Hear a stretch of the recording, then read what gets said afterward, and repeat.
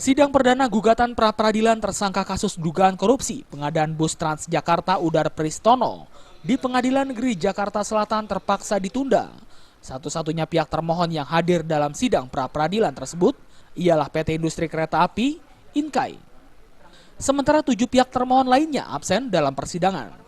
7 termohon yang diajukan di persidangan yakni Jaksa Agung Muda Pidana Khusus, BPK, Badan Pengawasan Keuangan dan Pembangunan PT Transjakarta, PT Saptaguna Daya Prima, dan Gubernur DKI Jakarta. Udar Pristono berdalih 2 alat bukti yang digunakan untuk menetapkan dirinya sebagai tersangka pengadaan bus Transjakarta tahun 2012 tidak dapat diperlihatkan oleh Kejaksaan Agung. Maka dari itu dirinya mengajukan pra-peradilan. Ya, dalam BAP kami minta mana tolong bukti-bukti bahwa saya itu dijadikan tersangka. 2 alat buktinya apa?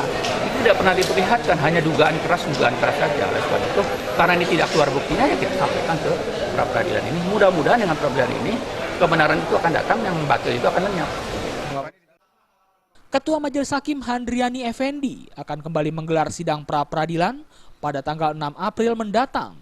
Dalam sidang pra-peradilan mendatang, pihak Udar akan kembali ditemani kuasa hukumnya. Dari Jakarta, Muhammad Ibrahim dan Muhammad Adam Irhas melaporkan.